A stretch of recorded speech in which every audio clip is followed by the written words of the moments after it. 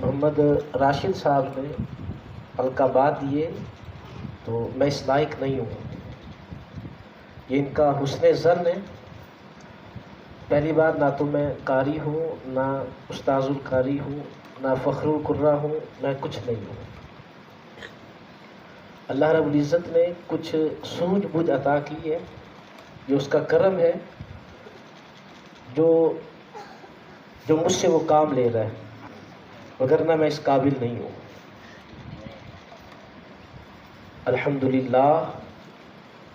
الحمدللہ رب العالمین والصلاة والسلام علی سید الانبیاء والمرسلین۔ قال اللہ تبارک و تعالی فی الکلام المجید والفرقان الحمید،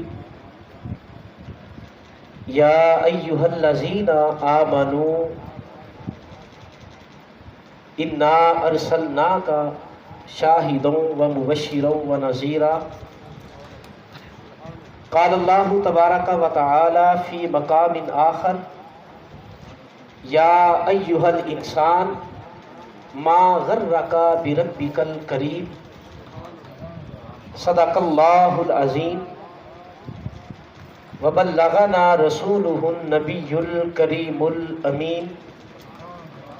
قال اللہ تبارک و تعالی فی شان حبیبہ مخبرا و آمرا، ان اللہ و ملائکتہ یصلون علی النبی، یا ایہا الذین آمنوا صلوا علیہ وسلموا تسلیما۔ اللہم صلی علی سیدنا و مولانا محمد وعلی آل سیدنا و مولانا محمد وبارک وسلم وصلی علیہ۔ مجھ پہ بھی چشم کرم آئے اے میرے آقا کرنا، مجھ پہ بھی چشم کرم آئے اے میرے آقا کرنا۔ حق تو میرا بھی ہے تیری رحمت کا تقاضا کرنا،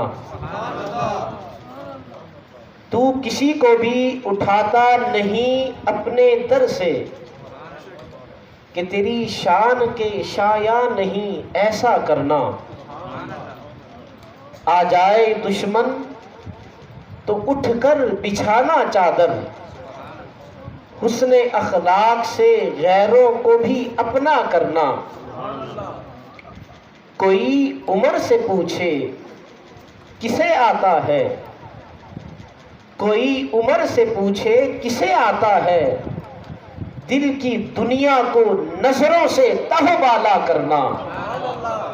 مجھ پہ محشر میں نصیر ان کی نظر پڑ ہی گئی، مجھ پہ محشر میں نصیر ان کی نظر پڑ ہی گئی، کہنے والے اسے کہتے ہیں خدا کا کرنا۔ اللہ جل مجدہ و جل جلالہ کی حمد و ثنا اور حضور سید عالم صلی اللہ علیہ وسلم کی بارگاہ اقدس میں ہدیہ درود و سلام عرض کرنے کے بعد، آج کی یہ بابرکت محفل شب برات کے حوالے سے منعقد ہے۔ اس رات میں اللہ رب العزت اپنی برکتیں نازل فرماتا ہے اور اپنے بندوں کی طرف خاص نظر کرم فرماتا ہے۔ جیسے ہی سورج غروب ہوتا ہے، اللہ رب العزت اپنی شان کے مطابق آسمان دنیا پر نزول فرماتا ہے اور پھر یہ اعلان کرتا ہے کوئی رزق مانگنے والا اس کو رزق دیا جائے، ہے کوئی بخشش طلب کرنے والا اس کو معاف کیا جائے، ہے کوئی بیمار اس کو شفا دی جائے، ہے کوئی حاجت مند اس کی حاجت کو پورا کیا جائے، ہے کوئی فلاں، ہے کوئی فلاں، یہ ندا آتی رہتی ہے یہاں تک کہ صبح طلوع ہو جاتی ہے۔ یہ رات اپنے دامن میں بڑی ہی برکتیں رکھتی ہے اور یہ ساری شانیں ہمیں آقا علیہ السلام کے صدقہ سے ملی ہے۔ حضور کے تصدق آقا علیہ الصلوۃ والسلام کی نظر عنایت، میرے آقا علیہ الصلوۃ والسلام کی کرم نوازی کی وجہ سے یہ سارا کچھ ہمیں ملا ہے، یہ ساری خوشیاں حضور کے صدقے سے ہمیں ملی ہیں۔ عمر فاروق آقا علیہ الصلوۃ والسلام کی بارگاہ میں حاضری لگوا رہے تھے، بڑا ہی محبت بھرا انداز تھا، آقا علیہ الصلوۃ والسلام کی عظمت کو، شان کو بیان کر رہے تھے۔ شیخ مہدی الفارسی رحمۃ اللہ علیہ لکھتے ہیں کہ میرے آقا صلی اللہ علیہ وسلم کا ذکر سن کر جس سینے میں ٹھنڈ نہیں پڑتی وہ سینہ کسی مسلمان کا نہیں ہو سکتا۔ اور حضرت ابو بکر صدیق رضی اللہ تعالیٰ عنہ یہ آقا علیہ الصلوۃ والسلام کے ساتھ رہے، سفر میں، حضر میں، غاروں میں آقا علیہ الصلوۃ والسلام کے ساتھ رہے۔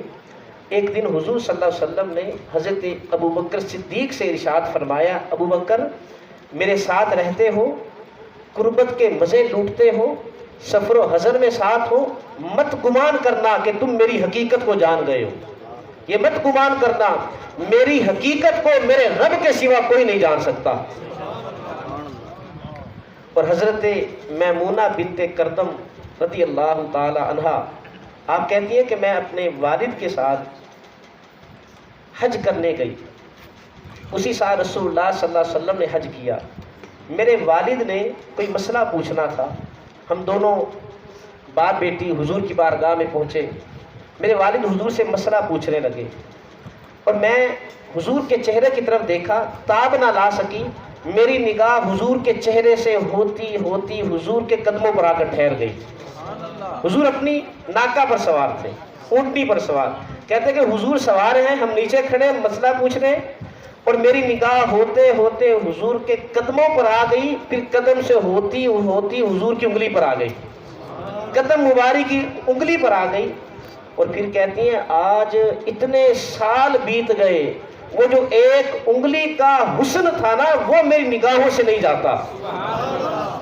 قدموں پہ جبیں کو رہنے دو، قدموں پہ جبیں کو رہنے دو، چہرے کا تصور مشکل ہے، جب چہرے کا تصور مشکل ہے، جب چاند سے بڑھ کر ایڑی ہے، رخسار کا عالم کیا ہوگا۔ زمین سے آسمان تک، آسمان سے لا مکان تک ہے، کہاں کھولے تھے گیسو یار نے، خوشبو کہاں تک ہے۔ اپنی گفتگو کا آغاز چند ایک باتوں سے، پہلی بات، بہت سارے حضرات کچھ ایسے بھی ہیں جو ایسے نظریات، ایسے خیالات رکھتے ہیں ماہ شعبان کی کوئی حقیقت نہیں ہے، اس میں ذکر و اذکار کرنا، اس انداز کے ساتھ اس رات میں اہتمام کرنا، اس کی کوئی حقیقت نہیں، یہ محض انہوں نے ایک اپنا طریقہ ایجاد کیا ہوا ہے۔ تو سب سے پہلے میں ماہ شعبان کی فضیلت صحیح احادیث مبارکہ سے وہ بیان کروں گا۔ حضرت ابو ہریرہ رضی اللہ تعالی عنہ راوی ہیں، آپ کہتے ہیں کہ مجھ سے اسامہ بن زید نے یہ حدیث بیان کی، وہ کہتے ہیں کہ میں نے رسول اللہ صلی اللہ علیہ وآلہ وسلم سے سوال کیا، کہا رأیتک تصوم فی شعبان صوما لا تصومہ فی شیء من شہور الا فی شہر رمضان۔ عرض کی یا رسول اللہ، رمضان کے مہینے میں تو ہم روزے رکھتے ہی ہیں اور آپ بھی روزے رکھتے ہیں، ماہ رمضان کے علاوہ باقی جتنے مہینے ہیں ان مہینوں میں ہم نے آپ کو اتنی کثرت کے ساتھ روزے رکھتے نہیں دیکھا جتنی کثرت کے ساتھ آپ ماہ شعبان میں روزے رکھتے ہیں، اس کی کیا وجہ ہے؟ تو آقا صلی اللہ علیہ وسلم نے ارشاد فرمایا، فَذَلِكَ شَهْرٌ يَغْفُلُ النَّاسُ عَنْهُ، فرمایا یہ ایک ایسا مہینہ ہے کہ جس سے لوگ غافل ہیں، یہ ایسا مہینہ ہے جس سے لوگ غافل ہیں۔ فرمایا کہ بین شہری رجب و شہری رمضان، یہ ایسا مہینہ ہے جو رجب اور رمضان کے درمیان میں آتا ہے۔ اور پھر فرمایا ترفع فیہ اعمال الناس، اس ماہ شعبان میں بندوں کے اعمال اللہ کی بارگاہ میں پیش کیے جاتے ہیں، اللہ کی بارگاہ میں اعمال پیش ہوتے ہیں۔ فَأُحِبُّ أَلَّا يُرْفَعَ عَمَلِي إِلَّا وَأَنَا صَائِمٌ، اور میں اس بات کو پسند کرتا ہوں میرا نامہ اعمال اللہ کی بارگاہ میں پیش ہو تو میں روزے کی حالت میں ہوں۔ اب لفظوں پر غور کریں، یہ ماہ شعبان کی فضیلت، 15 شعبان المعظم کی شب کی فضیلت وہ آگے بیان کروں گا، پہلے ماہ شعبان کی فضیلت۔ فرمایا کہ اس ماہ نور میں بندے کے اعمال اللہ کی بارگاہ میں پیش ہوتے ہیں، اور میں یہ چاہتا ہوں میرے اعمال اللہ کی بارگاہ میں پیش ہوں تو میں روزے کی حالت میں ہوں۔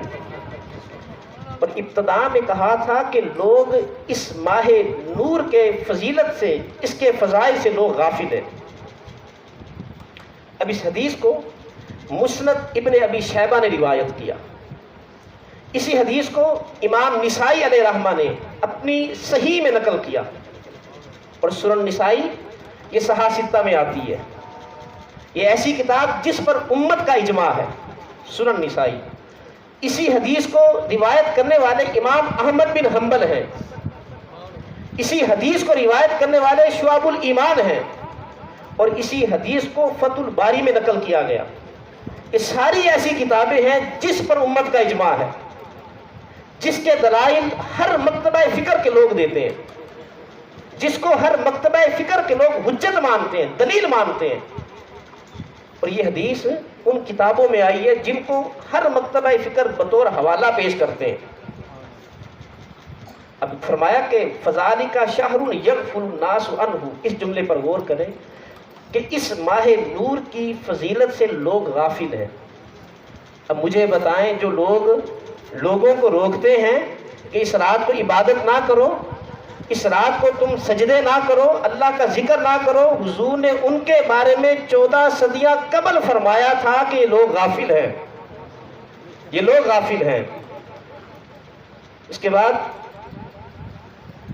حضرت عائشہ رضی اللہ تعالی عنہا راوی، آپ کہتے ہیں کہ ان النبی صلی اللہ علیہ وسلم کان یصوم شعبان کلہ، کہ آقا علیہ السلام ماہ شعبان مکمل مہینے میں حضور صلی اللہ علیہ وسلم روزے رکھا کرتے تھے، مکمل شعبان کے مہینے میں کسی ایک دن ناغہ نہیں کیا کرتے تھے۔ قالت، آپ نے عرض کی، قلتو، آپ کہتی ہیں میں نے کہا یا رسول اللہ صلی اللہ علیہ وسلم احب الشہوری الیک ان تصومہ شعبان، کہا یا رسول اللہ آپ اس مہینے میں روزے رکھنے کو پسند فرماتے ہیں؟ تو آقا صلی اللہ علیہ وسلم نے ارشاد فرمایا ان اللہ یکتب علی کل نفس میتۃ تلک السنہ، فرمایا کہ ماہ شعبان میں آنے والے شعبان تک اس سال میں جتنے لوگوں نے فوت ہونا ہوتا ہے ان کے بارے میں لکھا جاتا ہے کہ فلاں بندہ فوت ہوگا، فلاں بندہ فوت ہوگا، فلاں بندہ فوت ہوگا، اس شعبان سے لے کر اگلے شعبان تک۔ اور فرمایا فَأُحِبُّ أَن يَأْتِيَنِي أَجَلِي وَأَنَا صَائِمٌ، اور میں اس بات کو پسند کرتا ہوں کہ جب میرا وقت اجل لکھا جا رہا ہو میں روزے کی حالت میں ہوں۔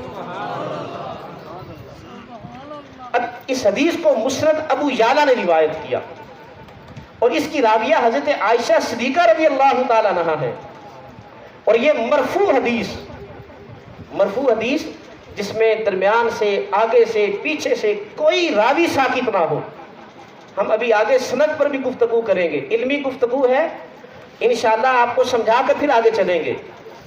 آپ نے پورے ہوش کے ساتھ بیٹھنا ہے اور آنکھوں میں نیند نہیں ہونی چاہیے۔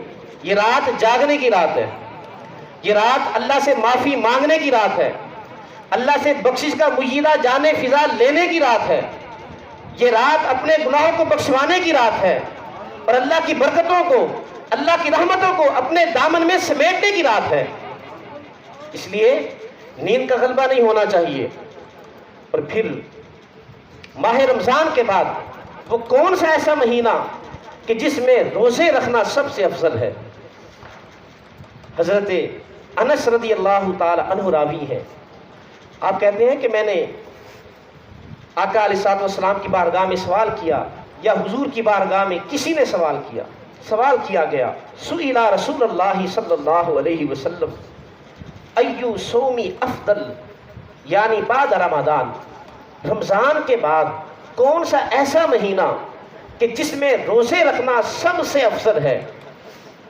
قالا، آقا صلی اللہ علیہ وسلم نے فرمایا، صوم شعبان تعظیم لرمضان، فرمایا کہ رمضان کی تعظیم میں شعبان کے روزے رکھنا افضل ہے۔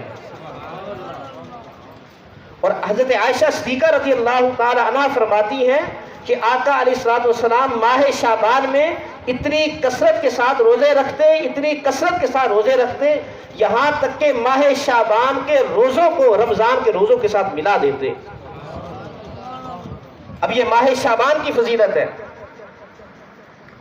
اور شعبان کی فضیلت کے حوالے سے حضرت عائشہ صدیقہ رضی اللہ تعالی عنہ آپ راویہ ہیں، آپ کہتی ہیں کہ میں نے رسول اللہ صلی اللہ علیہ وسلم سے کہا، تقول کانا احب شہوری الی رسول اللہ صلی اللہ علیہ وسلم ان یصومہ شعبان ثم یصلہ برمضان، کہا کہ رسول اللہ صلی اللہ علیہ وآلہ وسلم شعبان میں روزے رکھتے، اس قدر روزے رکھتے، ثم یصلہ برمضان، کہ اسے رمضان کے مہینے کے ساتھ ملا دیتے۔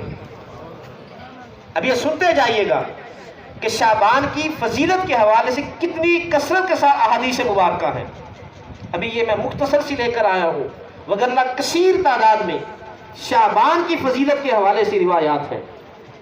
اب کیا ایسا ہو سکتا ہے کہ اتنی فضائل پر مبنی احادیث ہوں، کوئی یہ کہہ دے یہ ضعیف حدیثیں ہیں؟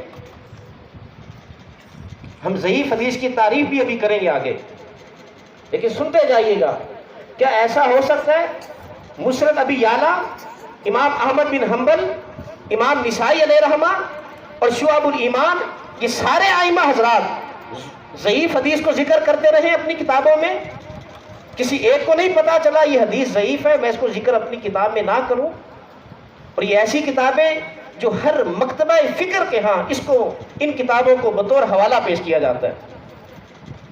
اب اس حدیث کو کہ حضرت عائشہ نے فرمایا کہ آقا علیہ الصلوۃ والسلام شعبان میں روزے رکھتے یہاں تک کہ ان روزوں کو رمضان کے روزوں کے ساتھ ملا دیتے، اب اس حدیث کو امام ابو داؤد علیہ رحمہ نے اپنی کتاب میں نقل کیا، اسی حدیث کو امام نسائی علیہ رحمہ نے نقل کیا، اور یہ متفق علیہ حدیث،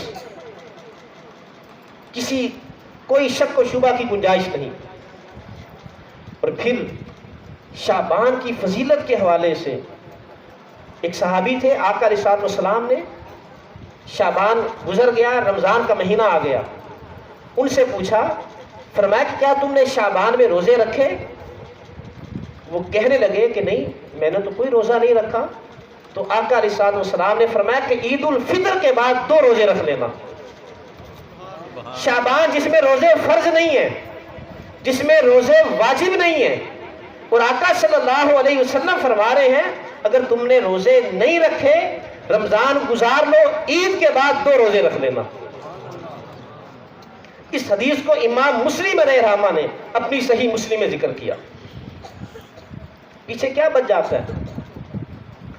اب آ جاتے ہیں 15 شعبان کی شب کی فضیلت کے حوالے سے امام ترمذی علیہ رحمہ نے جو باب باندھا، کتاب آپ کی ترمذی شریف، اس میں باب ہے کہ یہ فلاں چیز کا باب، یہ فلاں چیز کا باب، مثال کے طور پر باب الصلاۃ جس میں نماز کی احادیث ہے، باب رمضان رمضان کے متعلق احادیث ہے، باب طہارت کے مسائل کے حوالے سے جس میں احادیث ہے۔ تو آپ نے امام ترمذی علیہ رحمہ نے 15 شعبان کی شب کے نام سے باب باندھا۔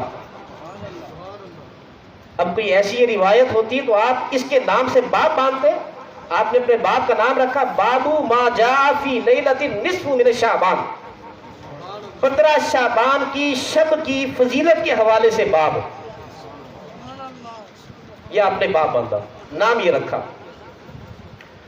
اور حضرت عائشہ صدیقہ رضی اللہ تعالی عنہ اس کا راویہ ہے، آپ کہتی ہیں فقط تو رسول اللہ صلی اللہ علیہ وسلم لیلۃ، کہ ایک رات کو میں نے رسول اللہ صلی اللہ علیہ وسلم کو غائب پایا.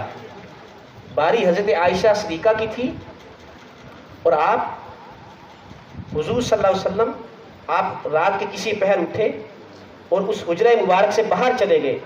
حضرت عائشہ کی آنکھ کھلی، دیکھا کہ حضور نہیں ہے، تو کہتے ہیں میں نے حضور کو غائب پایا. فخرجت فاذا ہوا بالبقیع، تو میں اپنے حجرے سے باہر نکلی تو میں نے آقا علیہ الصلوۃ والسلام کو بقیع کے قبرستان میں دیکھا. یہ حضرت عائشہ فرما رہی ہیں کہ میں نے حضور کو بقیع کے قبرستان جنت البقیع میں دیکھا. فقال، اب یہ آقا علیہ الصلوۃ والسلام فرما رہے ہیں اکنتی تخافین ان یحیف اللہ علیک ورسولہ، فرمایا عائشہ کیا تم نے یہ خوف کیا اللہ اور اس کا رسول تمہارے ساتھ زیادتی کرے گا؟ اب یہ اس نقطے پر غور کیجئے گا. اب کمرے سے تو باہر آنے والے آقا علیہ الصلوۃ والسلام کی ذات ہے. حضور صلی اللہ علیہ وسلم کمرے سے باہر نکلے ہیں اور حضرت عائشہ صدیقہ حضور کے پیچھے آئیں. انہوں نے تو کوئی سوال نہیں کیا میں کیوں آئی، آپ نے تو مدعا ابھی بیان ہی نہیں کیا. حضور بقیع کے قبرستان میں ہیں، حضرت عائشہ صدیقہ پیچھے سے گئیں، انہوں نے سوال نہیں کیا. نگاہ نبوت نے جان لیا عائشہ کے دل میں کیا بات ہے. انہوں نے نہیں کہا میں کیوں آئی ہوں، آپ نے کہا کہ عائشہ کیا تم نے یہ گمان کیا اللہ اور اس کا رسول تمہارے ساتھ زیادتی کرے گا؟ یہ نگاہ نبوت کا کمال تھا، یہ حضور کا کشف تھا.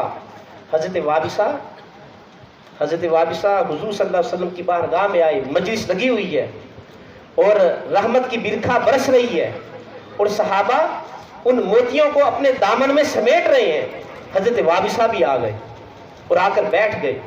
آقا علیہ الصلوۃ والسلام نے فرمایا کہ وابصہ پیچھے بیٹھے آگے آ جاؤ.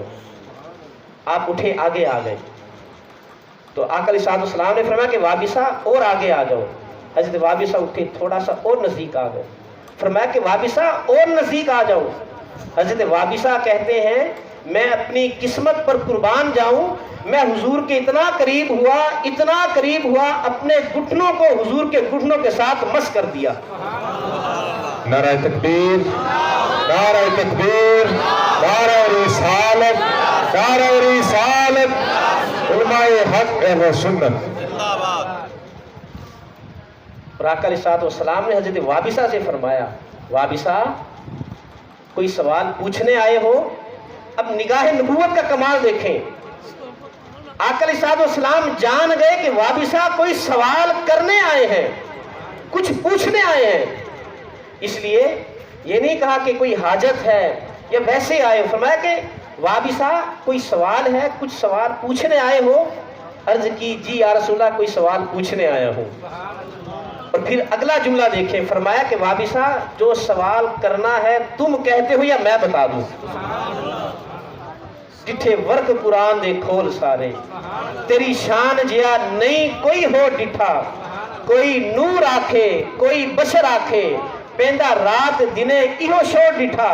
اللہ والیاں گل مکا چھڈی، تساں ہو ڈٹھا اساں ہو ڈٹھا. فرمایا کہ وابصہ کچھ پوچھنے آئے ہو؟ عرض کی جی یا رسول اللہ کچھ پوچھنے آیا ہوں. فرمایا کہ جو پوچھنے آئے ہو تم کہتے ہو یا میں بتا دوں؟ تو عرض کی یا رسول اللہ اگر آپ بتا دیں تو پھر کیا ہی بات ہے. تو فرمایا کہ وابصہ تم خیر اور شر کے بارے میں سوال کرنے آئے ہو، اچھائی کیا ہے اور برائی کیا ہے. یہ آپ کو میں نگاہ نبوت کا کمال بتا رہا ہوں. جو لوگ یہ کہتے ہیں کہ حضور کو دیوار کے پار کا علم نہیں ہے، میں کہتا ہوں حضور مدینہ میں بیٹھے تھے قیامت کی خبریں دے رہے تھے. حضور مدینہ میں بیٹھے تھے 14 صدیاں بعد کیا ہونا تھا اس کی خبر دے رہے تھے. تو فرمایا کہ وابصہ جو پوچھنے آئے ہو تم کہتے ہو یا میں بتا دوں؟ تو عرض کی یا رسول اللہ آپ بتا دو پھر کیا ہی بات ہے. فرمایا کہ تم نیکی اور برائی کے بارے میں سوال کرنے آئے ہو. نیکی کیا ہے اور برائی کیا ہے؟ عرض کی جی یا رسول اللہ یہی سوال تھا. تو فرمایا کہ وابصہ اب اس کا جواب مجھ سے چاہتے ہو یا تم خود ہی بتا دو گے؟ عرض کی یا رسول اللہ اگر جواب آتا ہوتا سوال کیوں بنتا، میں سوال ہی نہ کرتا۔ تو آقا علیہ السلام نے حضرت وابصہ کے سینے پر ہاتھ مارا، سینے پر ہاتھ مارا اور کہا کہ وابصہ یہ اندر مفتی بیٹھا ہوا ہے، یہ اندر مفتی بیٹھا ہوا ہے، یہ خود بتا دے گا کہ اچھائی کیا ہے اور برائی کیا ہے۔ جب تیرا دل کھٹک پڑے تو سمجھ جا یہ کوئی برا کام ہے، اور جب تیرا دل نہ کھٹکے سمجھ جانا یہ اچھا کام ہے۔ تو حضرت عائشہ صدیقہ رضی اللہ تعالی عنہ آپ بھی آئی ہیں، ابھی انہوں نے مدعا تو بیان نہیں کیا، تو آقا علیہ السلام نے نگاہ نبوت سے جان لیا کہ عائشہ کیا پوچھنے آئی ہے۔ فرمایا کہ عائشہ کیا تم نے یہ گمان کیا کہ اللہ اور اس کا رسول تمہارے ساتھ زیادتی کرے گا؟ اب یہاں پر حضور نے اللہ کے نام کو اپنے نام کے ساتھ ملا دیا، گویا کہ یہ بتا دیا قیامت تک آنے والے لوگوں کو، فرمایا کہ جو مصطفیٰ کہتے ہیں وہ خدا کہتا ہے، جو خدا کی مرضی وہ مصطفیٰ کی مرضی۔ اسی لیے غزوہ بدر کے موقع پر آقا علیہ السلام نے مٹھی کو خاک میں بھرا اور خاک ان کفار پر ڈالی۔ اللہ رب العزت نے اس عمل کو قرآن میں بیان کیا اور کہا محبوب یہ جو آپ نے مٹھی ان پر پھینکی ہے، یہ خاک جو آپ نے پھینکی ہے، وَمَا رَمَيْتَ إِذْ رَمَيْتَ وَلَكِنَّ اللَّهَ رَمَىٰ، محبوب یہ آپ نے نہیں، یہ میں نے پھینکی ہے۔ محبوب ہاتھ آپ کا تھا اور پھینکنا میرا کام تھا۔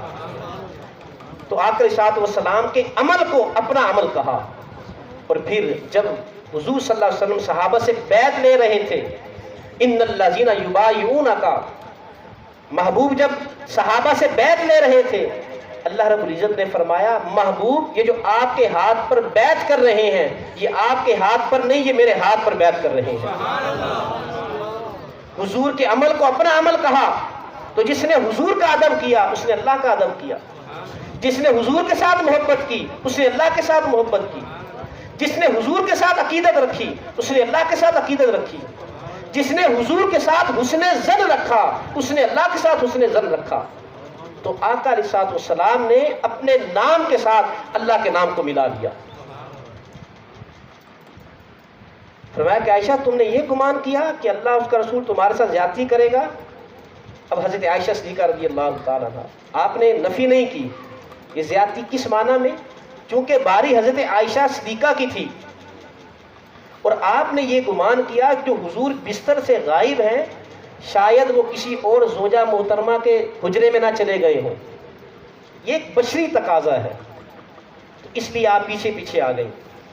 تو آپ کہتی ہیں انی ظننت انک اتیت بعض نسائک، میں نے یہ گمان کیا کہ شاید آپ کسی اور زوجہ محترمہ کے حجرے میں ہوں گے۔ آقا صلی اللہ علیہ وسلم نے فرمایا ان اللہ عز وجل ينزل ليلة النصف من شعبان إلى السماء الدنيا فيغفر لأكثر من عدد شعر غنم قلب۔ فرمایا کہ عائشہ یہ رات، اب یہ 15 شعبان کی شب کی بات ہو رہی ہے، اسی رات کی بات ہو رہی ہے جس رات میں ہم بیٹھے ہوئے ہیں اور اللہ رب العزت کی رحمت کے منتظر ہیں، دامن پھیلائے ہوئے ہیں کہ یا اللہ اپنی رحمت ہماری جھولیوں میں بھی ڈال دینا، اپنی بخشش جن لوگوں کو تو نے اپنی بخشش میں شامل کرنا ہے ان لوگوں میں ہمارا نام بھی شامل کر لینا۔ وہ یہی رات تھی۔ تو آقا علیہ السلام نے فرمایا کہ عائشہ یہ ایسی رات ہے کہ اس رات کو اللہ رب العزت اپنی شان کے مطابق جو اس کی شایان شان ہے آسمان دنیا پر نزول فرماتا ہے۔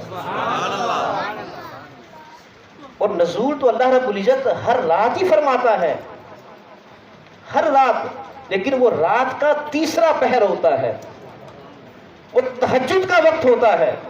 لیکن جب یہ 15 شعبان کی شب آتی ہے، اس رات کو جیسے ہی سورج غروب ہوتا ہے اللہ رب العزت اپنی شان کے مطابق آسمان دنیا پر نزول فرماتا ہے۔ اور پھر فرمایا کہ آسمان دنیا پر نزول فرماتا ہے، اور بنو کلب وہ ایسا قبیلہ تھا جو بہت زیادہ بکریاں رکھا کرتا تھا، جن کے پاس کثرت کے ساتھ بکریاں تھیں۔ فرمایا کہ عائشہ اس رات اللہ رب العزت بنو کلب کی بکریوں کے بالوں کے برابر لوگوں کی بخشش فرما دیتا ہے۔ اس حدیث کو روایت کرنے والے حضرت ابو بکر صدیق بھی ہیں، حضرت عائشہ بھی اس کو روایت کرنے والی، آپ کے والد حضرت ابو بکر صدیق بھی اس حدیث کو روایت کرنے والے، اور یہ وہ حدیث کہ جس کے نام سے امام ترمذی علیہ رحمہ نے باب باندھا 15 شعبان کی فضیلت کے حوالے سے۔ اب آ جائیں ضعیف حدیث کی طرف۔ ضعیف حدیث ہوتی کیا ہے؟ ڈھنڈورا پیٹتے پھرتے ہیں کہ ضعیف حدیث ضعیف حدیث، یہ ہوتی کیا ہے؟ اصل میں جو ڈھنڈورا پیٹتے پھرتے ہیں انہیں خود نہیں پتا ہوتا ضعیف حدیث ہوتی کیا ہے، بس وہ لائی لگ، وہ سوشل میڈیا کی پیداوار، ایک دو جملے پڑھ لیے اور اسی پر پھر اپنا ذہن بنا لیا، عقیدہ بنا لیا، یا کسی ایک کا بیان سن لیا، کسی ایسے مولوی کا، کسی ملا کا جو خود بھی جاہل اور جس کا خود بھی عقیدہ درست نہیں، اس کا ایک جملہ سن لیا، پکڑ لیا اور اسی طرح کا عقیدہ بنا لیا، اور پھر یہ کہتے ہیں ہم غیر مقلد ہیں، ہم کسی کی تقلید نہیں کرتے۔ ارے جس کا جملہ سن کر تو نے وہ عقیدہ اپنے دل میں پختہ کر لیا، تو بھی تو اس کے پیچھے لگا ہے۔ تو ہمیں کہتے ہے کہ تم مقلد ہو، تو خود سب سے بڑا مقلد ہے۔ کاش تو نے اقتدا کی ہوتی تو امام اعظم ابو حنیفہ کی ہوتی، تو نے اقتدا کی ہوتی امام احمد بن حنبل کی ہوتی، تو نے اقتدا کی ہوتی امام شافعی کی ہوتی، امام مالک کی ہوتی، امام محمد کی ہوتی، امام ابو یوسف کی ہوتی۔ تجھے یہ آئمہ نظر نہیں آئے اور آج 14 صدیاں بعد کے ملا نظر آ گئے، وہ نابض لا علم مولوی نظر آ گئے جن کے پیچھے تو لگ کر اپنا عقیدہ اسی طرح کا بنا دیا، اور پھر تو کہتا پھرتا ہے کہ میں غیر مقلد ہوں۔ سب سے بڑا تقلید کرنے والا تو خود ہے۔ کسی ایک کا جملہ سن کر تو نے وہی عقیدہ بنا دیا۔ اب ضعیف حدیث ہوتی کیا ہے؟ اسی حدیث کے بارے میں جو آپ کو میں نے ابھی روایت کیا، جس کو امام ترمذی علیہ رحمہ نے نقل کیا، جس کے نام سے باب باندھا، جس کی راوی حضرت عائشہ ہیں، جس کی راوی حضرت ابو بکر صدیق ہیں۔ اب ضعیف حدیث ہوتی کیا ہے؟ میں نے کوئی بات کہی، مثال کے طور پر ہمارے مسجد میں، مدرسے میں، دربار پر کام ہوا اور میں نے کہا کہ اس پر 30,000 کا خرچہ ہوا، یہ بات میں نے آصف کو بتائی۔ اب غور سے سنیے گا، ضعیف حدیث کو سمجھیے گا۔ میں نے یہ بات آصف کو بتائی کہ بھئی 30,000 کا خرچہ ہوا ہے۔ آصف نے یہی بات راشد کو بتائی کہ بھئی 30,000 کا خرچہ ہوا ہے۔ راشد نے یہی بات عمر فاروق کو بتائی کہ 30,000 کا خرچہ ہوا ہے۔ اب بات تو ٹھیک ہے، میں نے کہا کہ بھئی 30,000 کا خرچہ ہوا، بات ٹھیک ہے، بالکل من و ان یہی بات آصف نے راشد کو بتائی، راشد نے عمر کو بتائی، عمر نے آگے یونس صاحب کو بتائی۔ اتفاق ایسا، جب عمر یونس صاحب کو بتا رہا تھا تو وہاں پر اکرم صاحب بھی کھڑے تھے۔ اب انہوں نے بھی اس بات کو سن لیا۔ یونس صاحب نے آگے مقصود صاحب کو بیان کر دی، اور اب یہاں سے 2 سلسلے بن گئے۔ پہلے ایک سلسلہ آ رہا تھا، اسے سند کہا جاتا ہے۔ آصف اس نے راشد سے بیان کیا، اس نے عمر فاروق سے بیان کیا، اس نے آگے یونس صاحب کو بیان کیا، اسے سند کہا جاتا ہے۔ حدیث کی یہ سند ہے، اور اسی پر حدیث کا حکم لگایا جاتا ہے۔ یہ لوگ کیسے ہیں؟ اب عمر تک تو ایک ہی سند تھی، لیکن آگے 2 ہو گئی، اکرم صاحب بھی شامل ہو گئے اور یونس صاحب بھی شامل ہو گئے۔ یونس صاحب نے آگے مقصود صاحب کو بیان کی۔ اب یہاں پر ایک مسئلہ پیدا ہوا۔ مقصود صاحب نے جب آگے بیان کی تو کسی نے کہا کہ یونس صاحب ان کی تو طبیعت ناساز ہے، بات بھول جاتے ہیں۔ اب یہ ہو گیا، شک پیدا ہو گیا کہ شاید انہوں نے بھول میں کوئی اور بات نہ کہہ دی ہو۔ اب اس حدیث پر ضعیف کا حکم لگ جاتا ہے۔ بات ٹھیک ہے، لیکن درمیان میں ایک راوی مشکوک ہو گیا۔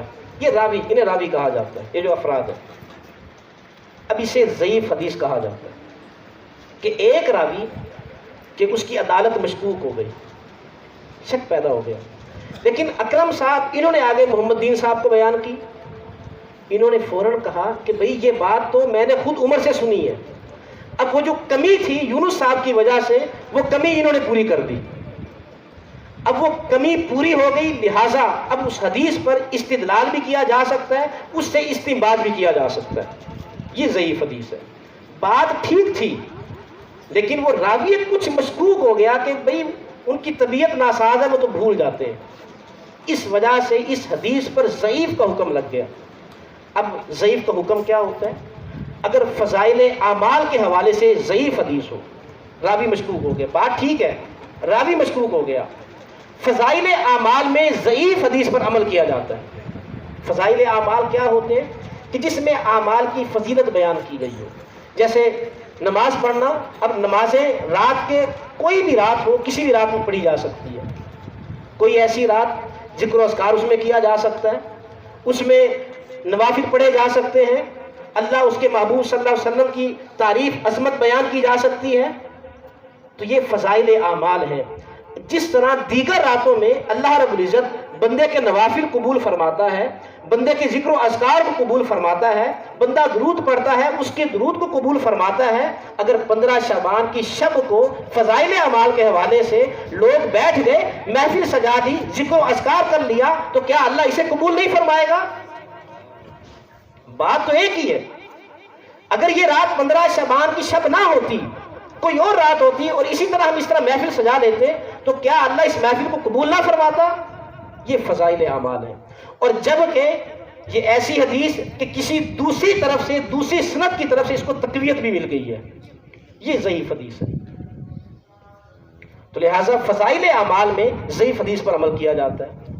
اب اسی طرح امام ابن ماجہ علیہ رحمہ نے 15 شعبان کی شب کی فضیلت کے حوالے سے آپ نے باب باندھا، اور آپ نے بھی باب کا نام کیا رکھا؟ باب ما جاء فی لیلۃ النصف من شعبان۔ 15 شعبان کی شب کی فضیلت کے حوالے سے باب، اور اس کے راوی حضرت علی رضی اللہ تعالیٰ عنہ ہے۔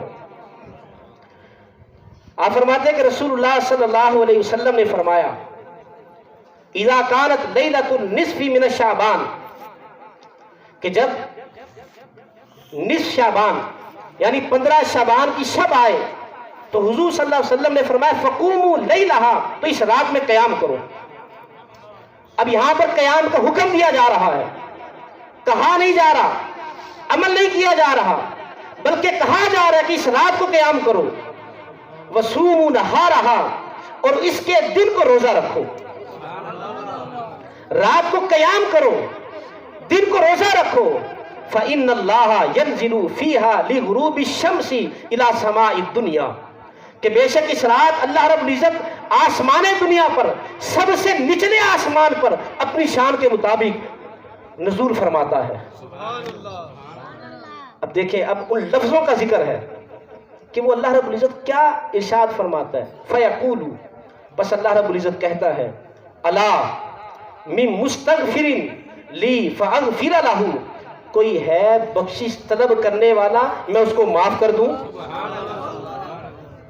یا اللہ، ہم سب بخشش طلب کرنے کے لیے یہاں پر بیٹھے ہیں، اے رب العالمین ہم اپنے گناہوں کی معافی چاہتے ہیں، اے رب العالمین ہم یہ چاہتے ہیں کہ سال بھر ہم نے جو کام کرنے ہوں وہ نیکیوں والے کام کرنے ہوں۔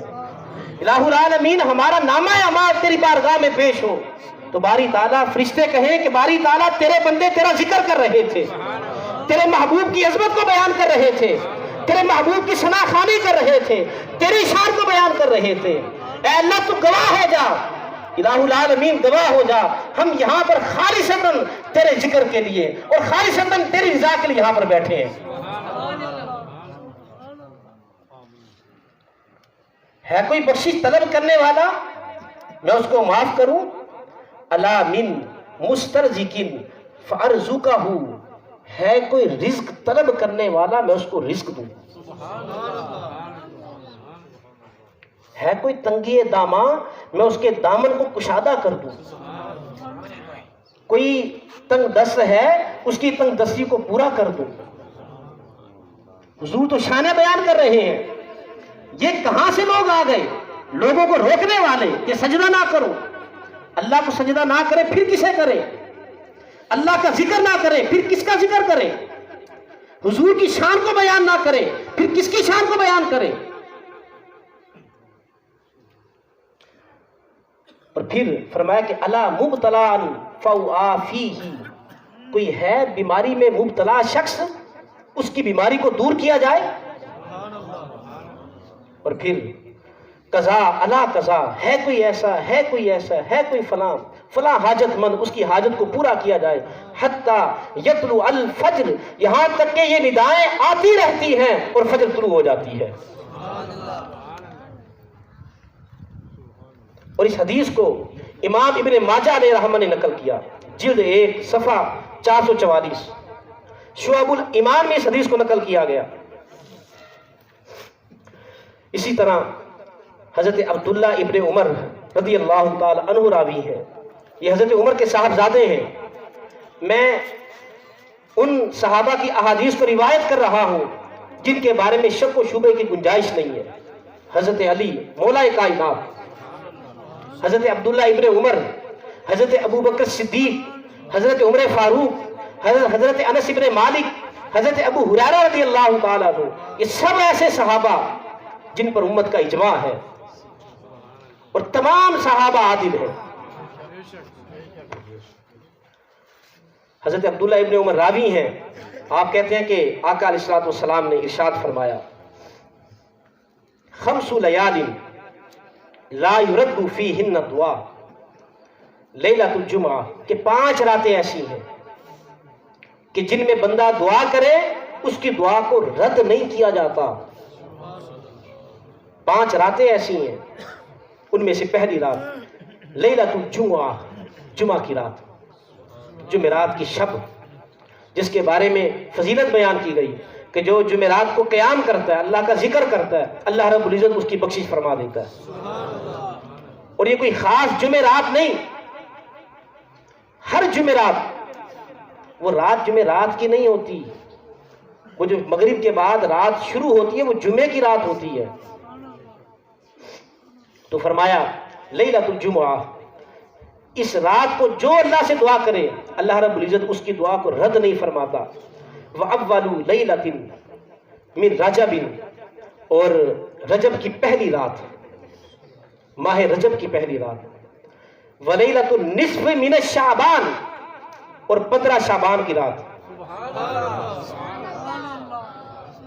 اس رات میں اللہ رب العزت سے جو بھی دعا کرے بندہ، وہ دعا قطع تعلقی کی نہ ہو، حرام کاموں کی نہ ہو، اللہ کے فضل مانگنے کی دعا ہو، اپنی حاجت کو پیش کرنے کی دعا ہو، تو اللہ رب العزت اس کی دعا کو رد نہیں فرماتا. اور پھر فرمایا وَلَيْلَةَ الْعِيدَيْنِ، اور عیدین کی راتیں. یہ 5 راتیں جن میں اللہ رب العزت اپنے بندوں کی دعاؤں کو رد نہیں فرماتا. اب یہ 15 شعبان کی شب کی فضیلت کے حوالے سے کتنی روایات، اور پھر جہاں پر اللہ رب العزت بہت سارے لوگوں کی بخشش فرماتا ہے وہاں پر نعرہ تکبیر، نعرہ رسالت، نعرہ رسالت، نعرہ حیدری، علماء حق اہل سنت. کچھ لوگ ایسے بھی ہیں جو اس رات میں بخشش سے محروم رہتے ہیں. اب وہ کون لوگ ہیں، کن صفات کے حامل ہیں، انہیں سنتے جائیے گا. اور اگر ہمارے اندر اس طرح کی کوئی بھی عادت ہے، اس طرح کی کوئی بھی بات ہے، تو یہاں سے جب آپ اٹھیں تو آپ کے دل میں کسی کے بارے میں کوئی بات نہ ہو. اپنا دل صاف کر کے اٹھیں. یہاں پر آئے ہیں، آنے کا کوئی مقصد بھی پورا ہو.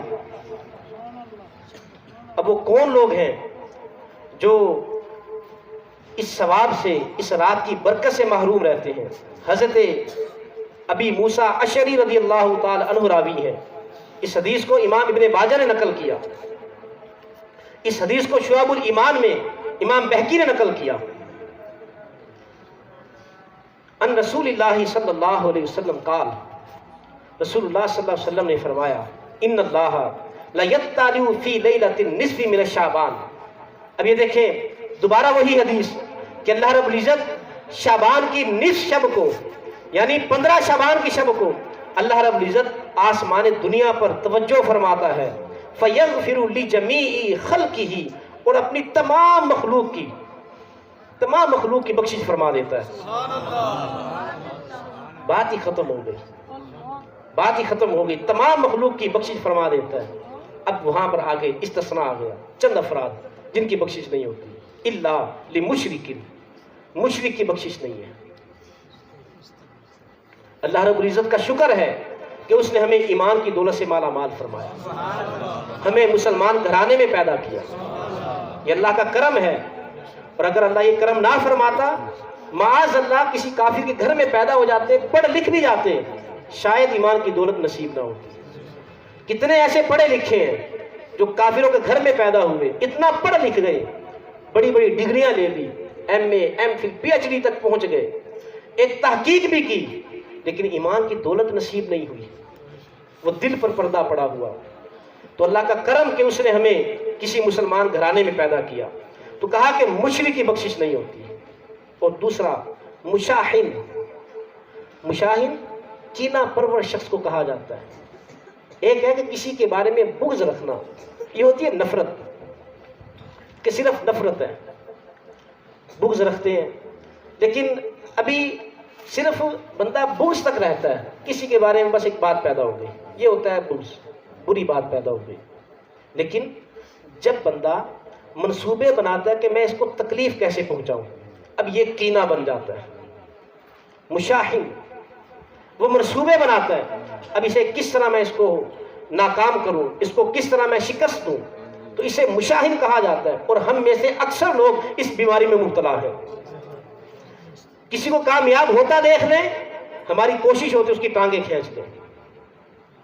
कोई हमी में से कोई तरक्की कर जाए, दिल में हसद पैदा हो जाता है, हमारे साथ रहता था, हमारे साथ पला बढ़ा, हमारे साथ जवान हुआ, और आज ये इस मसनद पर बैठ गया, ये इस लायक कहां पर था, अब कोशिश करता है इसको इस मसनद से नीचे लेकर आऊं। ये होता है कीना। अब यही चीज कुफारे मक्का में थी, यही बात उनके दिलों में आई जब आका अलैहिस्सलाम ने ऐलान नबूवत किया। अब वही बड़े बड़े सरदार वो कहने लगे, कल तक ये हमारे साथ रहते थे, हमारे दरमियान पैदा हुए, हमारे दरमियान खाते पीते थे, हमारे दरमियान जवान हुए, और आज नबूवत का दावा कर दिया। वो कीने में इस कदर आगे बढ़े कि उन्होंने फिर कत्ल की साजिशें की, उन्होंने फिर गड़े खोदे, उन्होंने फिर पत्थर बरसाए, राहों में कांटे बिछाए, तो वो उस हद तक पहुंच गए थे। तो फरमाया जो कीना परवर शख्स है, इस बंदे की मगफरत नहीं होती। आप और मैं अपने दिल में झांक कर देखें, कहीं हमारे दिल में कोई ऐसी बात तो नहीं है, कहीं ऐसा तो नहीं है कि कोई शख्स वो अपनी कामयाबी की मंजिलें तय करता हुआ जा रहा हो और मैं उसके बारे में हसद पैदा कर लूं और उसकी टांगे खींचने में लगा रहूं। अगर ऐसी आदत है तो यहां से वो आदत जब उठे तो वो आदत खत्म होनी चाहिए। और फिर फरमाया कता तालकी करने वाला, ताल्लुकात को तोड़ने वाला, इसकी बख्शिश नहीं होती। भाइयों के साथ लड़ाई, रिश्तेदारों के साथ लड़ाई, हमसायों के साथ लड़ाई, कभी किसी के साथ लड़ाई, फरमाया कि जो शख्स कता तालकी करता है उस बंदे की मगफरत नहीं होती।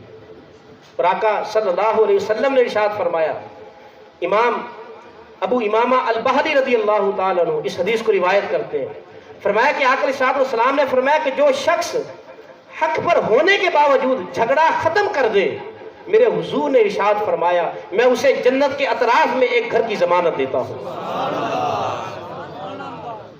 तो अगर आप हक पर भी हैं उसको माफ कर दें।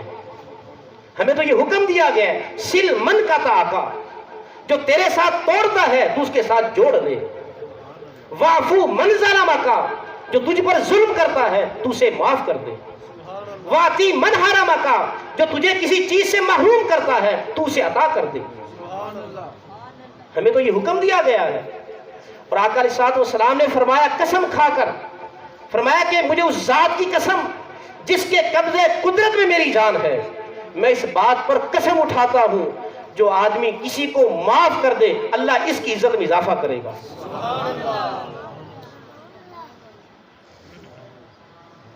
कितनी मेहरबानी, कितनी करम नवाजी।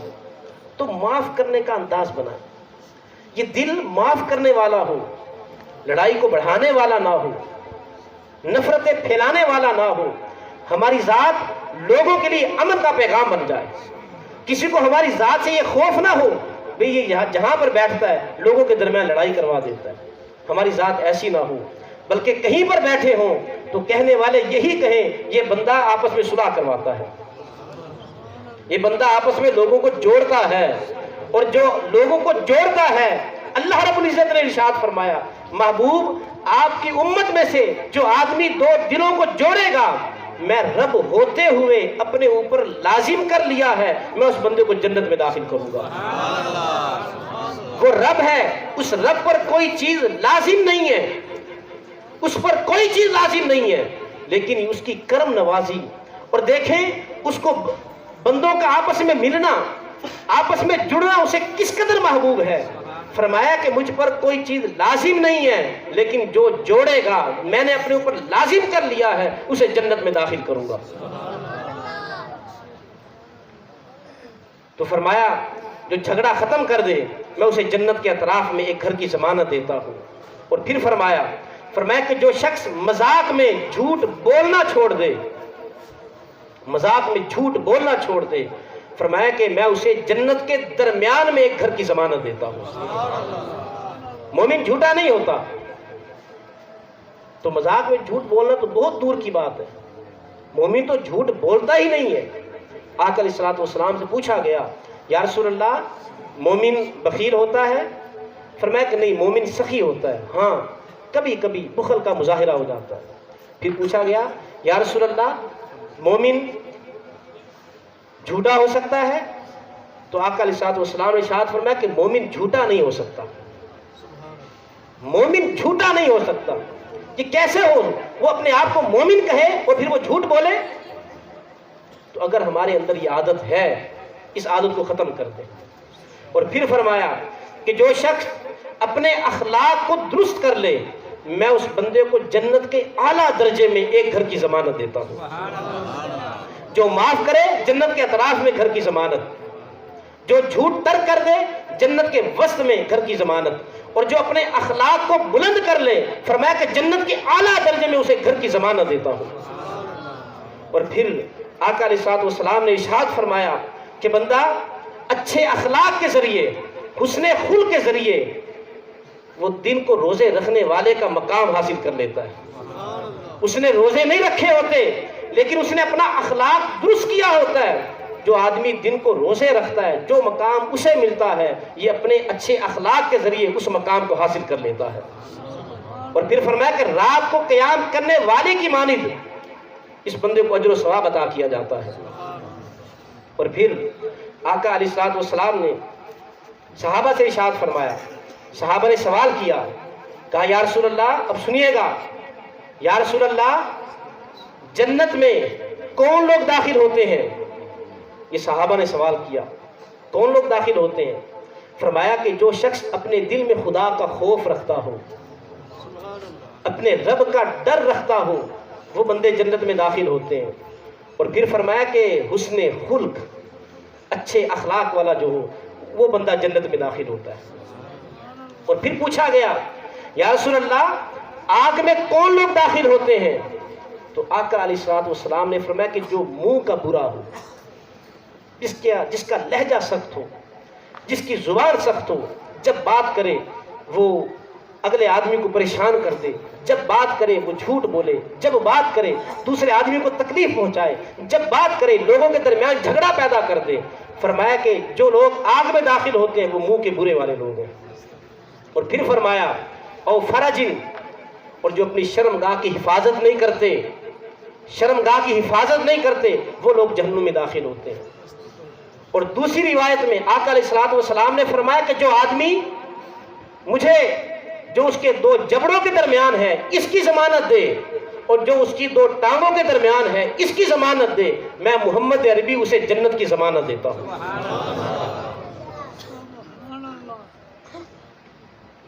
ابھی رات باقی ہے، آنکھوں میں سے نیند ختم کر لیں، ابھی نیند ختم کر لیں، انشاءاللہ اس کے بعد صلاۃ التسبیح بھی ہوگی، آج کی رات قربان کر دیں۔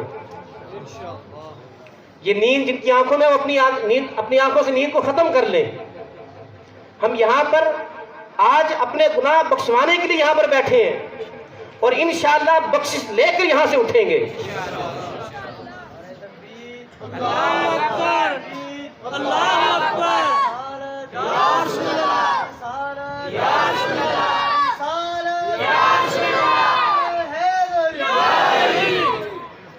اور پھر فرمایا جو شخص متکبر ہو وہ آدمی بھی اس رات کو بخشش سے محروم رہتا ہے.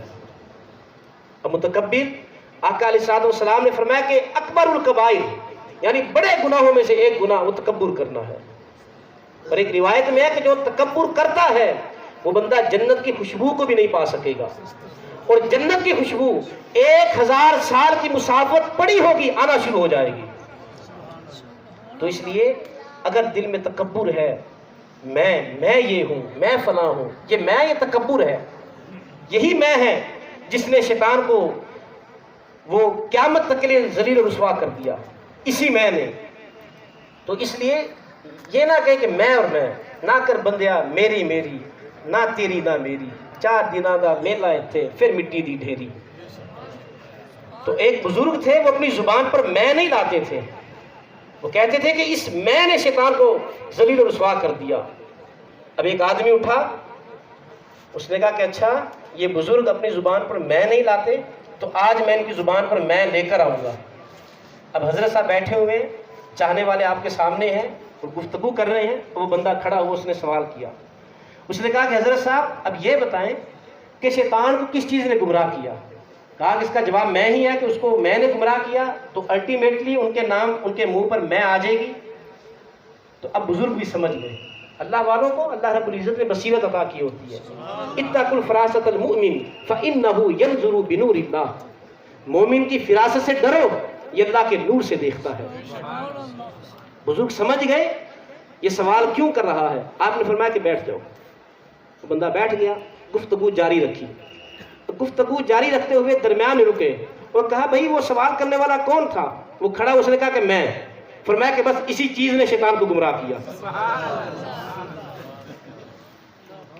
تو تکبر یہ بندے کو زیب نہیں دیتا، یہ اللہ کی شان ہے. تو ایسا شخص وہ بخشش سے محروم رہتا ہے. شرابی، شراب پینے والا ہر برائی کی جڑ. شراب پینے والا میرے آقا نے فرمایا کہ ماں کے ساتھ جنا کرنے والے کے برابر ہے. اور پھر چغلی کرنے والا. اب چغلی کیا ہوتی ہے؟ لوگوں کے درمیان لڑائی کروا دیں گے، وہی کینے والی بات آ جائے. مشاہد. اور پھر فرمایا ناحق قتل کرنے والا. ناحق قتل کرنے والا تو یہ آدمی، ایسے لوگ اس رات کی برکتوں سے، اس رات میں مغفرت سے محروم رہتے ہیں. ہاں ان کے ساتھ شرط بھی ہے، ہاں یہ کہ وہ توبہ کر لیں. لازمی نہیں ہے کہ وہ شراب پیتا ہو تو اس کی توبہ قبول نہیں ہے، ایسا نہیں ہے. حضرت عمر رضی اللہ تعالی عنہ کا زمانہ ہے، بندہ صدق کے دل کے ساتھ توبہ تو کرے نا. اور حضرت عمر بڑے سخت تھے. ایک شرابی سامنے سے آ رہا تھا، اس کے ہاتھ میں شراب کی بوتل تھی. ادھر حضرت عمر سامنے آ گئے. بندہ بڑا پریشان ہوا. حضرت عمر ہاتھ میں کوڑا رکھتے تھے، موقع پر سزا دیتے. اب وہ بندہ پریشان ہو گیا.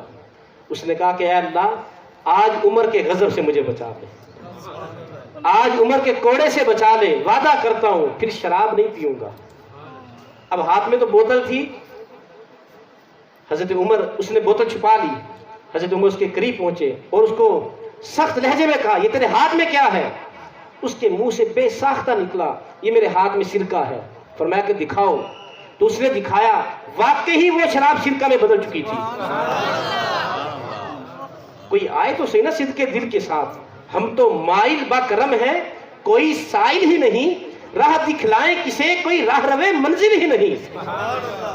وہ تو اللہ رب العزت وہ تو موقع فراہم کرتا ہے کہ میرے بندے مجھ سے معافی مانگے، میرے بندے آ جائیں. اس نے اسی وجہ سے راتیں رکھی ہوئی ہیں، اسی وجہ سے راتیں رکھی ہوئی ہیں. اور وہ قرآن میں ارشاد فرما رہا ہے، وہ کہتا ہے کہ اجیبوا دعوت الداعی اذا دعان. میرے بندے جب بھی مجھ سے دعا کریں میں ان کی دعا کو فوراً قبول کرتا ہوں. اب دیکھیں اس نے یہاں پر کیا ارشاد فرمایا. قرآن کا ایک ایک لفظ بڑی ہی اہمیت کا حامل. لغت کے جو بہترین لفظ تھے ان لفظوں کا چناؤ کیا گیا، ان لفظوں کو قرآن میں لایا گیا. فرمایا کہ اجیبو، میں قبول کرتا ہوں. یجیبو کا معنی بھی قبول ہوتا ہے، لیکن اس نے یجیبو کا صیغہ استعمال نہیں کیا. اگر کر لیتا تو اس کا بھی معنی یہی تھا کہ قبول کرتا ہوں، لیکن کہا کہ اجیبو، میں قبول کرتا ہوں. اس معنی میں، اس لفظ میں ایسی کیا خاصیت ہے؟ اس کی خاصیت یہ ہے کہ اجیبو، میں قبول کرتا ہوں، مطلب یہ کہ میں ہر وقت بندے کے انتظار میں ہوں، میرا بندہ مجھ سے دعا کرے میں فوراً قبول کرتا ہوں. اب دیکھیں آج کے دور میں کسی ایک ملک کے صدر سے ملنا ہو، ہمارا پاکستان لگا دیں، صدر سے ملنا ہو، اول تو اس کی وہاں تک رسائی نہیں ہوگی عام آدمی کی.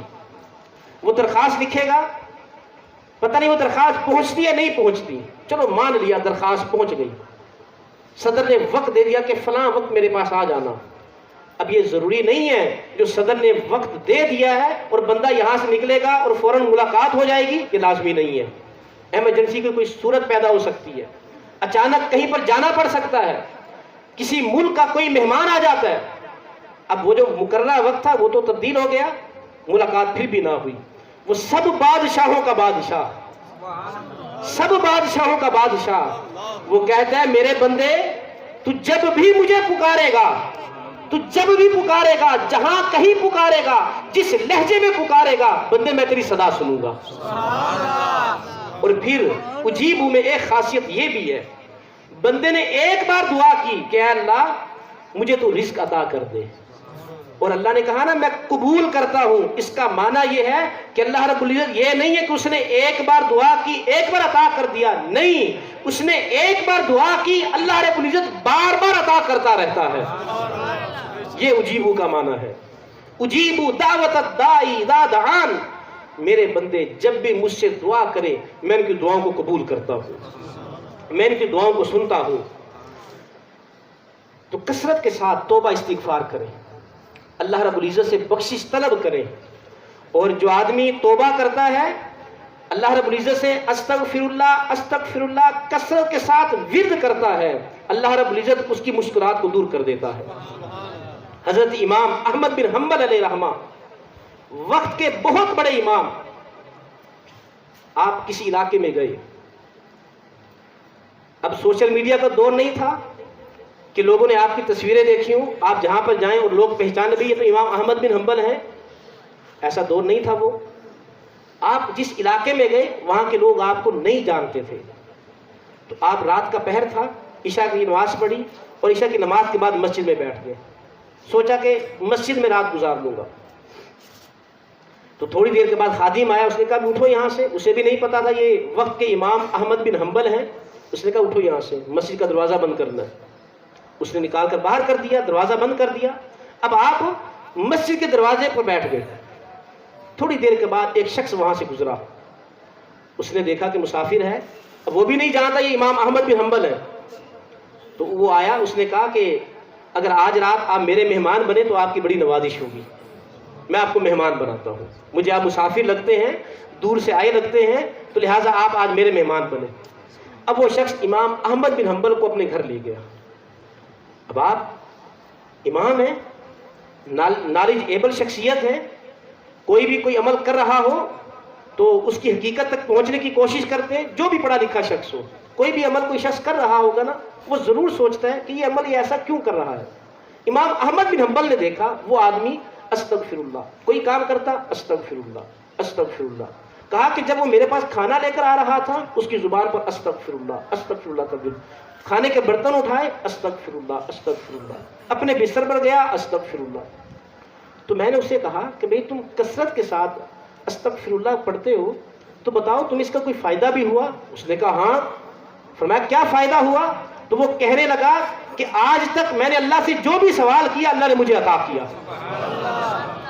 یہ ہے استغفر اللہ کی برکت اور اس کی پاور، استغفر اللہ کی کثرت کے ساتھ توبہ کرنے کی. اللہ کو یہ عمل بڑا محبوب ہے.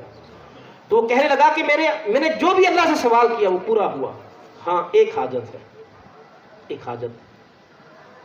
پوچھا کون سی حاجت؟ وہ کہنے لگا کہ میری خواہش ہے میں وقت کے امام احمد بن حنبل سے ملاقات کروں. ابھی تک یہ حسرت پوری نہیں ہوئی۔ امام احمد بن حنبل مسکرا پڑے اور کہا کہ وہ رب ہے جس نے مجھے اپنے گھر سے باہر نکالا اور تیرے گھر بھیج دیا، تیری دعا قبول ہوئی، میں امام احمد بن حنبل ہوں۔ نعرہ تکبیر، نعرہ رسالت، نعرہ رسالت، نعرہ حیدری، جشن میلاد مصطفیٰ، علماء حق اہل سنت۔ امام حسن بصری علیہ رحمہ آپ کے پاس اب طالب علم بیٹھے ہوئے ہیں۔ امام حسن بصری تابعی ہیں، یہ باتیں غور سے سننے والی ہیں، سو کر سننے والی نہیں ہیں، ہوش و حواس میں بیٹھے۔ آج کی رات اللہ کی رضا کی خاطر قربان کر دیں۔ نعرہ تکبیر، بلند آواز سے نعرہ تکبیر، نعرہ رسالت، نعرہ رسالت، عظمت شان مصطفیٰ، عظمت شان مصطفیٰ۔ امام حسن بصری علیہ رحمہ طالب علم بیٹھے ہوئے ہیں، آپ پڑھا رہے ہیں، اتنے میں ایک شخص آتا ہے، وہ آ کر کہتا ہے کہ امام صاحب اولاد نہیں ہو رہی، دعا کر دیں۔ آپ نے فرمایا کہ استغفر اللہ پڑھا کرو، استغفار کیا کرو، اس کو یہ وظیفہ دیا۔ تھوڑی دیر کے بعد ایک اور شخص آ گیا، اس نے کہا کہ فصل ہے، پکنے کے قریب ہے، لیکن پانی نہیں ہے، بارشیں نہیں ہو رہی، آپ دعا کر دیں بارش ہو جائے، میری کھیتی اس میں دانہ وہ پورا ہو جائے، مکمل ہو جائے، وہ پھل پھول جائے۔ تو آپ نے فرمایا کہ استغفر اللہ پڑھا کرو۔ ایک اور شخص آیا، اس نے کہا کہ مجھے اولاد نہیں ہو رہی، فرمایا کہ استغفر اللہ پڑھا کرو۔ میرا کاروبار نہیں چلتا، فرمایا کہ استغفر اللہ پڑھا کرو۔ اب جب یہ لوگ چلے گئے، فردن فردن آئے چلے گئے، اب جو آپ کے پاس شاگرد بیٹھے ہوئے تھے ان میں سے کسی نے سوال کیا کہ جو بھی آیا اس کا مسئلہ الگ تھا اور آپ نے سب کو ایک ہی وظیفہ دیا، استغفر اللہ استغفر اللہ، اس کی کیا وجہ؟ امام حسن بصری علیہ رحمہ فرمانے لگے کیا تم نے قرآن نہیں پڑھا؟ کیا تم نے قرآن نہیں پڑھا؟ اللہ ارشاد فرماتا ہے فَقُلْتُ اسْتَغْفِرُوا رَبَّكُمْ إِنَّهُ كَانَ غَفَّارًا، کہ تم مجھ سے استغفار کرو میں تمہاری بخشش کر دوں گا۔ فَقُلْتُ اسْتَغْفِرُوا رَبَّكُمْ إِنَّهُ كَانَ غَفَّارًا يُرْسِلِ السَّمَاءَ عَلَيْكُمْ مِدْرَارًا وَيُمْدِدْكُمْ بِأَمْوَالٍ وَبَنِينَ وَيَجْعَلْ لَكُمْ جَنَّاتٍ وَيَجْعَلْ لَكُمْ أَنْهَارًا۔ تم مجھ سے توبہ استغفار کرو میں تم پر بارش نازل کروں گا، تم استغفار کرو میں تمہیں اولاد کی نعمت سے نوازوں گا، تم مجھ سے دعا کرو استغفار کرو میں تمہیں مال عطا کروں گا۔ یہ ہے استغفار کی برکت، یہ ہے اللہ سے توبہ کرنے کی برکت۔ اللہ رب العزت کو اپنے بندوں کا توبہ کرنا یہ بڑا محبوب عمل ہے، بڑا محبوب یہ عمل اللہ کے نزدیک ہے۔ آپ استغفار کریں، اور آقا علیہ الصلوۃ والسلام نے اس چیز کی مثال بیان فرمائی۔ آج کی رات توبہ استغفار کی رات ہے، اللہ رب العزت سے بخشش طلب کرنے کی رات ہے، اپنے پچھلے گزشتہ جتنے گناہ ہو گئے ان گناہوں کی معافی مانگنے کی رات ہے، اور آئندہ گناہ نہ کرنے کا مصمم ارادہ کر لینے کی رات ہے۔ آقا علیہ الصلوۃ والسلام نے توبہ کرنے والے کی مثال بیان فرمائی، فرمایا کہ کوئی شخص صحرا میں سفر کر رہا ہے، ریگستان میں دور دراز کا سفر ہے، ایک جگہ پر کوئی درخت آتا ہے، وہ اس کے نیچے تھوڑی دیر کے لیے سستانے کے لیے بیٹھ جاتا ہے، آرام کرنے کے لیے بیٹھ جاتا ہے، بیٹھتا ہے، تھکا ہوتا ہے، اس کو نیند آ جاتی ہے، اس کی آنکھ کھلتی ہے، وہ دیکھتا ہے کہ اس کا اونٹ غائب ہے۔ اب اونٹ پر کھانے پینے کا سامان، سارا ساز و سامان اونٹ پر، ایک ہی سواری اور وہ بھی غائب۔ وہ پریشانی کے عالم میں دائیں دوڑتا ہے، بائیں دوڑتا ہے، آگے دوڑتا ہے، پیچھے دوڑتا ہے، اس کو اپنی سواری نہیں ملتی۔ اب وہ لوگ جنہوں نے صحرا کا سفر کیا ہو تو وہ بخوبی اس بات کا اندازہ لگا سکتے ہیں کہ کئی کئی میل دور تک گھروں کا نام و نشان نہیں ہوتا۔ صحرا میں کون گھر بناتا ہے؟ پانی کی قلت ہوتی ہے، وہاں پر گھر نہیں بسائے جاتے۔ اب وہ آدمی، سواری گم ہو گئی، کھانے پینے کا سامان گم ہو گیا، اب وہ بندہ موت کا انتظار کرنے کے لیے بیٹھ جاتا ہے کہ اب تو موت یقینی ہے، پیاس کی شدت ہے، دوپہر کا وقت ہے اور سخت گرمی ہے. اب وہ دوبارہ اسی درخت کے نیچے بیٹھ جاتا ہے، اسے دوبارہ اونگ آ جاتی ہے، وہ دوبارہ سو جاتا ہے. تھوڑی دیر کے بعد اس کی آنکھ کھلتی ہے تو دیکھتا ہے اس کا اونٹ معاصمان سامنے کھڑا ہے. اب اس بندے کو کتنی خوشی ہوتی ہے کہ مجھے میرا اونٹ مل گیا جس پر میرا ساز و سامان تھا، اس کو ایک نئی زندگی مل گئی. وہ اتنا خوش ہوتا ہے اور خوشی کے عالم میں اس کی زبان لڑکھڑا جاتی ہے، وہ درک جاتا ہے اور وہ کیا کہتا ہے؟ وہ کہتا ہے اللہم انت عبدی وانا ربک، اور کہتا ہے اللہ تو میرا بندہ میں تیرا رب. بے خودی کے عالم میں، خوشی کے عالم میں اس کو پتہ نہیں چل رہا ہوتا وہ لفظ کیا کہہ رہا ہے، اسے خوشی اتنی ہوتی ہے. آقا علیہ السلام نے صحابہ سے ارشاد فرمایا، اس نے کہنا یہ تھا کہ اللہ تو میرا رب میں تیرا بندہ، لیکن زبان لڑکھڑا گئی. فرمایا کہ صحابہ بتاؤ اس بندے کو کتنی خوشی ہوئی جسے نئی زندگی مل جائے. کوئی آدمی خدا نخواستہ کوئی حادثہ پیش آ جائے، وہ ہسپتال میں کئی ماہ تک ایڈمٹ رہے اور کئی ماہ کے بعد اس کو وہ تندرستی حاصل ہو جائے، صحت مل جائے، وہ کتنا خوش ہوتا ہے کہ اللہ نے مجھے دوبارہ ایک نئی زندگی دے دی. یا اتفاق سے کوئی ایسا حادثہ پیش آ جائے جس میں موت یقینی ہے لیکن وہ بال بچ جائے، اسے کتنی خوشی ہوتی ہے. اب اس منظر کو سامنے رکھتے ہوئے اور اس کو محسوس کریں. آقا علیہ السلام نے صحابہ سے فرمایا صحابہ اس آدمی کو کتنی خوشی ہوئی؟ صحابہ نے کہا یا رسول اللہ اسے بڑی خوشی ہوئی. فرمایا کہ جب کوئی بندہ توبہ کرتا ہے اللہ رب العزت اس سے بھی زیادہ خوش ہوتا ہے. ایک بار توبہ کر کے دیکھیں اور وہ کتنا کرم نواز ہے، وہ کتنا مہربان ہے. اب دیکھیں وہ اپنے بندوں کے ساتھ کتنی محبت کرتا ہے. فرشتے اللہ سے اجازت طلب کرتے ہیں، کدھر جانا ہے؟ باری تعالیٰ زمین پر جانا ہے. کیا کرنے جانا ہے؟ باری تعالیٰ جہاں پر تیرے بندے تیرا ذکر کر رہے ہوں گے وہاں پر جانا ہے، وہاں جانا ہے. آپ خوش نصیب ہیں، آپ اللہ کے ذکر کے لیے یہاں پر بیٹھے ہیں. ہماری یہاں پر آنے کا مقصد کوئی اپنا مقصد نہیں ہے. ہم خالصتاً اللہ کی رضا کے لیے، اس کو راضی کرنے کے لیے بیٹھے ہیں. کسی دنیاوی لالچ کے لیے نہیں بیٹھے، کسی دنیاوی مطلب کے لیے نہیں بیٹھے، اپنی آخرت کی بہتری کے لیے یہاں پر بیٹھے ہیں. تو فرمایا کہ فرشتے اللہ سے اجازت طلب کرتے ہیں، باری تعالیٰ زمین پر جانا چاہتے ہیں. فرشتوں خیریت ہے زمین پر جانا؟ باری تعالیٰ جہاں پر تیرے بندے تیرا ذکر کر رہے ہوں گے وہاں پر جائیں گے. اب فرشتے زمین پر اترتے ہیں اور پھر وہ ذکر کی محفلیں تلاش کرتے ہیں. اور پھر جب کسی ایک فرشتے کو وہ محفل مل جاتی ہے وہ باقیوں کہتا ہے آ جاؤ، جس مقصد کے لیے زمین پر آئے تھے وہ مقصد حاصل ہو گیا، وہ مدعا حاصل ہو گیا. اب کیا کرتے ہیں؟ وہ سارے فرشتے اس محفل پر آ جاتے ہیں اور اپنی رحمت کے پر بچھا دیتے ہیں، یہاں تک کہ زمین سے لے کر فرش زمین سے لے کر آسمان دنیا تک ان کے پر ہی پر ہوتے ہیں.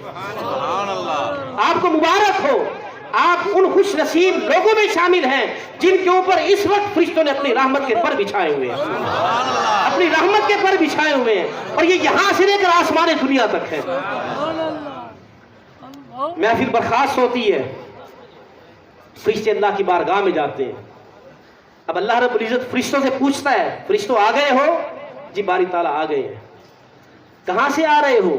حالانکہ وہ جانتا ہے میرے فرشتے کہاں سے آ رہے ہیں، وہ خوب جانتا ہے، لیکن وہ اب فرشتوں کے منہ سے اپنے بندوں کی تعریف سننا چاہتا ہے. وہ چاہتا ہے کہ فرشتے میرے بندوں کی تعریف کریں. اب فرشتے کہتے ہیں باری تعالیٰ زمین پر فلاں جگہ پر تیرے بندے تیرا ذکر کر رہے تھے، تیرے دیدار کی چاہت میں وہ رو رہے تھے، وہ تڑپ رہے تھے، آنسو بہا رہے تھے اور تجھ سے بخشش طلب کر رہے تھے. اللہ فرماتا ہے فرشتوں انہوں نے مجھے دیکھا ہے؟ باری تعالیٰ دیکھا نہیں ہے. اچھا اگر وہ مجھے دیکھ لیتے پھر کیا کرتے؟ باری تعالیٰ دیکھا نہیں تھا، بن دیکھے وہ رو رو کر تیرا دیدار مانگ رہے تھے. اگر ایک بار دیکھ لیتے تو ان کے اس مانگنے میں اور زیادہ شدت پیدا ہو جاتی. سبحان اللہ. اللہ فرماتا ہے اچھا وہ کیا مانگ رہے تھے مجھ سے؟ بخشش مانگ رہے تھے. اچھا بخشش کیوں مانگ رہے تھے؟ تیری جنت میں داخل ہو جائے. جنت کو دیکھا ہے؟ نہیں دیکھا نہیں ہے, صرف ذکر سنا ہے. اگر دیکھ لیتے پھر کیا کرتے؟ باری تعالیٰ دیکھا نہیں تھا, وہ رو رو کر جنت مانگ رہے تھے, اگر دیکھ لیتے تو اس مانگنے میں اور اضافہ ہو جاتا. اللہ پھر پوچھتا ہے اچھا اور وہ کسی چیز سے پناہ بھی مانگ رہے تھے؟ جی باری تعالیٰ پناہ بھی مانگ رہے تھے. کس سے؟ جہنم سے. جہنم کو دیکھا؟ دیکھا نہیں ہے, صرف اس کا سنا ہے. فرمایا کہ اگر دیکھ لیتے پھر کیا کرتے؟ باری تعالیٰ ابھی دیکھا نہیں جہنم کو, وہ اس سے رو رو کر پناہ مانگ رہے تھے, اگر ایک بار دیکھ لیتے تو اس سے پناہ مانگنے میں اور اضافہ ہو جاتا. اللہ فرشتوں سے فرماتا ہے فرشتوں گواہ ہو جاؤ, میں نے اپنے بندوں کو بخش دیا, میں نے اپنے بندوں کو بخش دیا. اب فرشتے کہتے ہیں باری تعالیٰ ان میں ایک شخص بھی آیا تھا جو ذکر کرنے نہیں آیا تھا.